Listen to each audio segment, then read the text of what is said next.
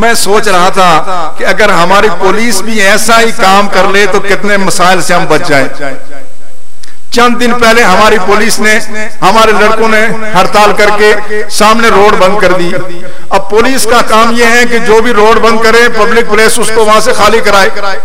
اب اگر یہ شہد کی مکھیوں سے سبق لے لیتے, ان کو وہاں سے بگا کر کے اندر کر کے وہاں سے چلے آتے تو بات ختم ہو جاتی, مگر انہوں نے پیچھا کیا, کلاس کے کمروں تک گئے, حالانکہ ان کی ڈیوٹی یہ نہیں تھی.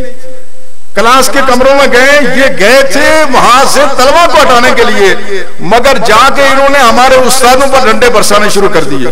کاش کہ ان میں مکھیوں جیسا شعور ہوتا کہ ان کو ذمہ داری کیا سونپی گئی ہے.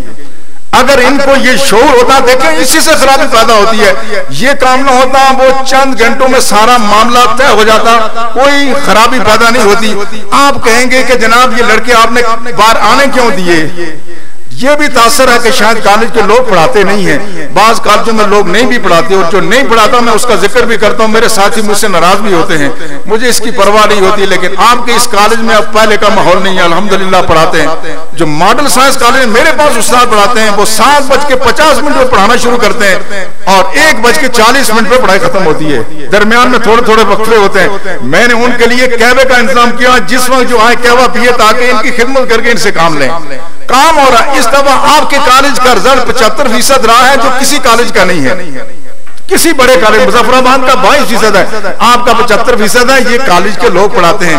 رہا یہ مسئلہ کہ سڑکوں پر کیوں جاتے ہیں, ہڑتالیں کیوں ہوتی ہیں, تو راولہ کوٹ میں ہڑتال کرنا, سڑکوں پہ جانا, تو یہ تو ہمارے کلچر کا حصہ ہے نا, یہ تو ہمارے کلچر کا حصہ ہے. یہ کچہری چوک بار بار کیوں بند ہوتا ہے, ان کو کون بھیجتا ہے؟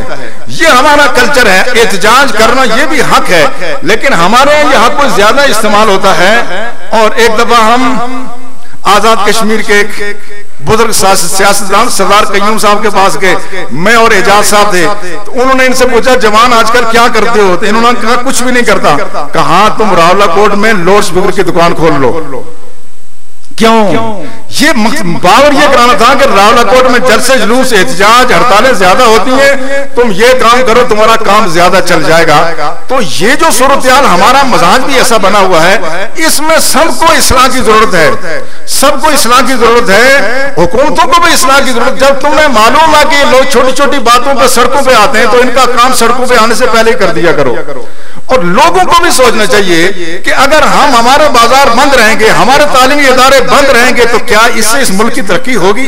ہڑتالوں کو غیر ضروری ضمانت دینا یہ اس ملک کے مفاد میں نہیں ہے, اداروں کے مفاد میں نہیں, ہماری معیشت کے مفاد میں نہیں ہے. اس بات کو بھی محدود رکھنا چاہیے. لیکن میں عرض یہ کر رہا تھا کہ مکھیوں کا جو نظام ہے, مکھیاں اپنے حد تک جاتی ہیں, اس کے بعد پھر واپس آ جاتی ہیں.